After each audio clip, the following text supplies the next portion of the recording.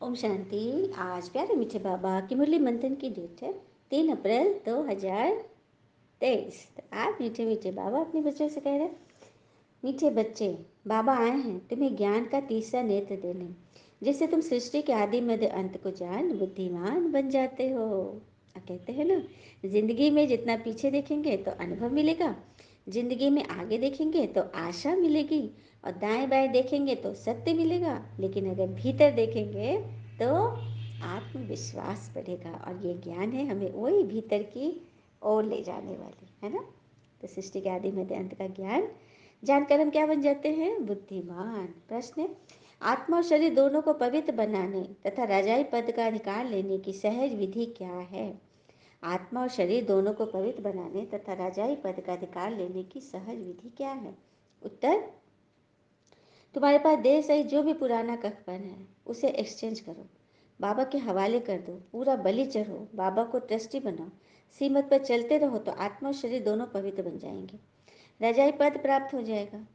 जनक भी बलि चढ़ा तो उसको जीवन मुक्ति मिली, तुम बच्चे भी बाबा को वारिस बनाओ तो 21 जन्मों का अधिकार मिल जाएगा। क्या कह रहे बाबा?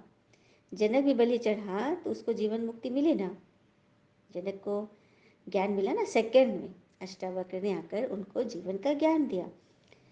तो हम बच्चे को भी स्वयं भगवान आ गए हैं, तो हमें भी सेकंड में ईश्वर को पहचान उनका अपना बनना है। क्योंकि कहते हैं ना कि समय के पास इतना समय नहीं है जो आपको समय दे सके, इसलिए जो करना चाहते हैं वो आज से ही सेकंड में शुरू करें। गीत है, नैनहीन को राह दिखा प्रभु, पग पग ठोकर खाऊं, नैनहीन को राह दिखा प्रभु, तोहरी डगरिया की कठिन नगरिया, चलते चलते गिर जाऊं मैं, नैनहीन को राह दिखा प्रभु। ओम शांति। तो आत्मा, भक्त आत्मा क्यों गा रही है कि नैनहीन को राह दिखाओ? तो कौन से नैन नहीं है? तो ज्ञान के नैन नहीं है, ज्ञान के नैन नहीं है जिससे हम आत्मा की धुलाई करें। तभी तो भगवान आ गए हैं ना हमें सच्चा सच्चा त्रिनेत्री बनाने। तो बाबा पूछ रहे हैं, बच्चों ने गीत सुना, यह भक्त आत्मा भगवान को पुकारती है, भगवान को न जानने के कारण मनुष्य कितना दुखी है, कितना माथा मारते रहते हैं। सही बात है। अब हम भगवान को पहचान गए, जान गए, तो अब हम खुद के भी दुख दूर कर रहे हैं और औरों को भी। दुनिया में तो लोग एक दो को दुखे देते रहते हैं, भले कितना अपने आप को दयालु समझते हैं। सही बात है। मतलब मतलब कि किसी को क्या कहते हैं, मतलब किसी को राय देना, सांत्वना देना तो बड़ी अच्छी बात है। चलिए, बहुत प्रेरक प्रसंग सुनते हैं। एक बार एक बस स्टैंड में 3 व्यक्ति खड़े थे जो एक खूब दया की बात कर रहे थे कि सब गरीबों को मतलब दान करना चाहिए, मतलब देश में इतना वृक्षों का उपजाना चाहिए, मतलब खाली मतलब क्या करना चाहिए, किस तरह से विश्व का कल्याण होगा, ये बस बातें बातें बातें। ठीक है, लेकिन उनके साथ एक चौथा व्यक्ति था जो उन लोगों की बातों में कुछ भी ध्यान नहीं दे रहा था, नॉट इंटरेस्टेड। तो इन तीनों को लग रहा था ना कि इसको तो बड़ा निष्ठुर है, इसको तो दया की सांत्वना की बातें तो करना भी नहीं है, मतलब ये बड़ा कड़ा संस्कार का होगा, उसके बारे में ना वो लोग निगेटिव सोच रहे थे। तभी अचानक एक महिला अपने 2-3 बच्चों के साथ, छोटे छोटे बच्चों के साथ, मतलब गरीब महिला, उनके सामने हाथ पसार कर आ गई कि भैया थोड़ी मदद कर दो, कै दिन से हम लोग भूखे हैं, मतलब मांग रही थी, दाने दाने को मोहताज है, और रोने लगी। इस पर जो पहला दयालु था ना, बोला कि तुम लोग भूखे मर रहे, इसका अर्थ है कि गवर्नमेंट एकदम पालना नहीं कर रही है आपकी, मैं इस बात को विधानसभा लोकसभा तक ले जाऊंगा। दूसरा दयालु बोलता है, क्या तुम्हारे गांव वाले को पता नहीं तुम जहाँ रहते हो? कितनी शर्म की बात है, उनके होते हुए तुम्हारा परिवार भूखों मर रहा है। तीसरा दयालु बोलता है, माई अब रोना धोना बंद करो, मैं बड़ा भावुक किस्म का आदमी हूँ, तुमको रोता देखकर मुझे भी रोना आ रहा है, और दम एकदम दयाद हो गया उसका चेहरा। तभी चौथा व्यक्ति उनकी बातें सुन रहा था, वो कहीं उठकर चला गया और जब लौट कर आया तो उसके हाथ में एक बोरी चावल और कुछ और खाने पीने के सामान थे। और बुढ़िया को थैला पकड़ा दिया। अचानक तीनों दयालुओं को लगा कि उनके गाल पर एक जोरदार थप्पड़ पड़ गया है। तो देखा देखा, सिर्फ बातें बनाने कहने से क्या होगा, कर्म करके दिखाओ ना। तो चौथा व्यक्ति किस तरह से कर्म किया ना। तो भगवान यही तो कहते हैं, सिर्फ मन बुद्धि से मुझे ये करना चाहिए, वो करना चाहिए, मैं ये कर लूँगा, हाँ मैं ये जाप करो, ये तप करो, ये कर्म कांड करो, लेकिन अगर कर्म में नहीं आए, अगर व्यवहार में नहीं लाए तो सब फीका है ना। सुंदर बात है। पापा कहते हैं इस समय सभी सर्वव्यापी है। देह अहंकार के कारण ना सभी घोर अंधियारे में। और पता है देह अहंकार क्यों आता है? हाँ, देह अहंकार इसलिए आता है ना कि हमको लगता है ना कि अभिमान तब आता है जब हमें लगता है कि हमने कुछ किया है, और सम्मान तब मिलता है जब हमको लगता है कि, जब दुनिया को लगता है कि हमने कुछ किया है। जिस दिन हम समझ गए ना कि हम बहुत काबिल है, हमने कुछ किया, तो अभिमान आएगा। और तुरंत मान नहीं मिला तो अभिमान नहीं मिला तो अभिमान आएगा ही आएगा। और सम्मान तब मिलेगा जब दुनिया को लगे कि हमने कुछ किया है ना। फिर बाबा ने कहा, बाबा समझाते हैं कि तुम मुझे भूल गए हो। मेरे को शिव जयंती भी भारत में मनाते हैं, मतलब मेरी शिव जयंती तो मनाते हो, लेकिन शिव कब आते हैं, ब्रह्मा का दिन और ब्रह्मा की रात कब होती है, यह पता ही नहीं। तो ये बात कौन बताएगा? तुम बच्चे ही बताओगे ना। भगवान डुबाज, अब मैं तुमको ज्ञान का तीसरा नेत्र देता हूँ। तुम फिर से राजाओं का राजा बनते हो। हाँ, तुम शुद्ध से ब्राह्मण बनते हो, ब्राह्मण से फरिश्ता, फरिश्ता से फिर देवता बनते हो। फिर बाबा कहते मैं परम धाम बहुत दूर घर से आता हूँ। परम धाम कितना ऊंच है, सूक्ष्म वतन से भी ऊंच। कल की मुरली में था ना कि बाबा MSS का नॉलेज सुनाते हैं, मतलब मूल वतन, सूक्ष्म वतन, स्थूल वतन। कितनी बड़ी न्यूज़ चैनल है हमारी, जो पूरी दुनिया का न्यूज़ जान जाते हैं। क्या बात है। फिर बाबा कहते भल विलायत जाओ, कहीं भी जाओ, लेकिन मेरी मत पर चलो। खबरदार रहना, माया घड़ी घड़ी पछाड़ेगी। विकर्म कोई नहीं करना है, कदम कदम श्रीमत पे चलना है, तब तुम श्रेष्ठ बनोगे। और कहते हैं ना, जब लोग आपकी तारीफ करें तो उसमें झूठ खोजिए, लेकिन जब आलोचना करें तो उसमें सच को खोजिए। बस बन गए आप, सत्य से परिचित हो गए। अच्छा, मीठे मीठे बच्चों प्रति भगवान की नमस्ते। हम बच्चों की भी प्यारे बाबा को नमस्ते। धारणा के लिए मुख्य सार पहले पॉइंट, माता पिता के गद्य नशीन बनने के लिए पवित्रता की धारणा करनी है। दोनों तब निभाते हुए पढ़ाई पे पूरा ध्यान देना है।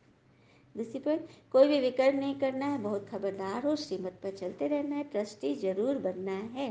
वरदान, अपने मस्तक बीच सदा बाबा की स्मृति इमर्ज रखने वाले मस्तक मणि भव। अपने मस्तक बीच सदा बाबा की स्मृति इमर्ज रखने वाले मस्तक मणि भव। चलिए हम सभी छोटे से योग की प्रैक्टिस करते हैं। आराम से बैठ जाएं, शरीर ढीला रखें लेकिन कमर सीधी, आंखें बंद, और हमारी बुद्धि कहाँ पर स्थित हो, दोनों भावों के बीच में। मन बुद्धि को एकाग्र कर ले। इस वक्त कुछ भी न सोचें, कोई काम नहीं, सिर्फ आत्मा का ध्यान। क्योंकि आत्मा को नहीं ध्यान करेंगे तो फिर हमारे कर्म वो कैसे एकदम हंसते खेलते हो, खुशी खुशी हल्कापन से करेगी। आत्मा पे जो मैल है ना, जो बोझ है, उसको हटाना है। तो मैं आत्मा, दोनों भावों के बीच एक चमचमाता हुआ सितारा देखें मन की आंखों से। देखे वहाँ पर आत्मा चमक रही है। भृगुटी का सिंहासन देख ले, खूब सुंदर राज सिंहासन है जिसमें आत्मा स्टार चमक रही है। मस्तक के बीच मैं आत्मा सितारा। अब मैं आत्मा एक्टिव हो गई। तो जैसी आत्मा एक्टिव होगी तो वो परमात्मा को ढूंढेगी। ठीक है, क्योंकि आत्मा का एकमात्र संबंधी तो परमात्मा है। अब फील कीजिए कि परमात्मा परमधाम से, मूल वतन से नीचे उतर रहे हैं, वो भी निराकार लाइट स्वरूप।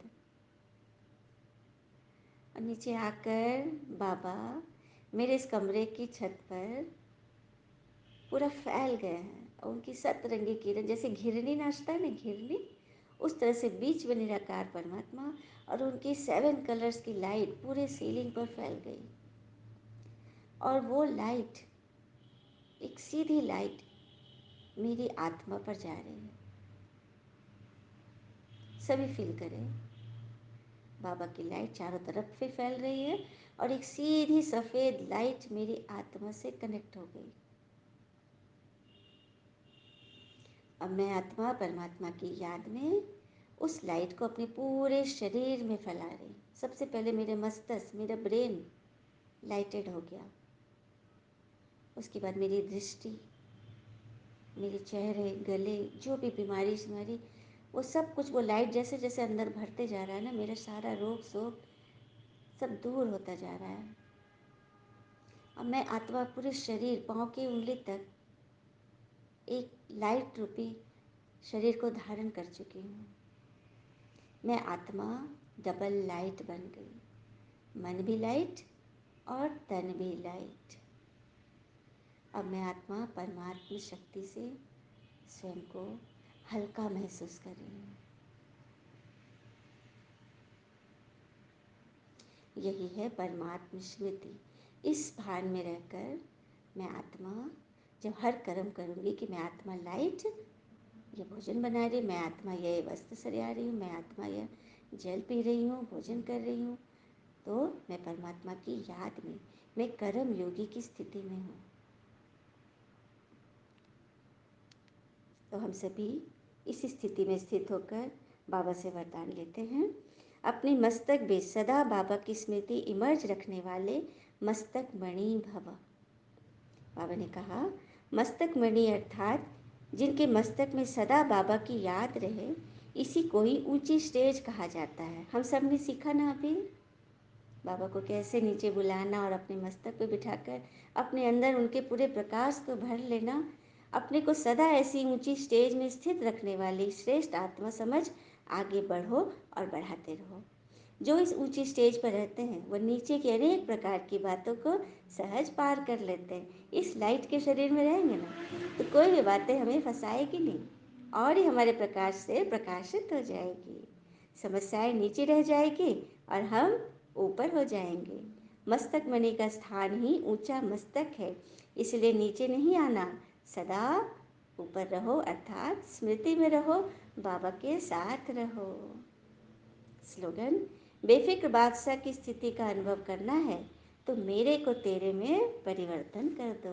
जैसे हमने भी परिवर्तन किया ना, अपने को, अपने शरीर को बाबा को सौंप दिए ना, मेरे को तेरे में परिवर्तन करके कंबाइंड हो गए तो सारी चीज़ें ईजी हो जाएंगी, बेफिक्र बादशाह बन जाएंगे। अच्छा, ओम शांति। शुक्रिया बाबा, आपने आकर हमें इतने अच्छा योग सिखाया। चाहे निमित्त कोई हो, काम तो आपका है। तो सभी बेफिक्र बादशाहों को दिल से बहुत बहुत दुआएं और शुभकामनाएं। आपका दिन अर्थात आपका जीवन सदैव शुभ हो। ओम शांति।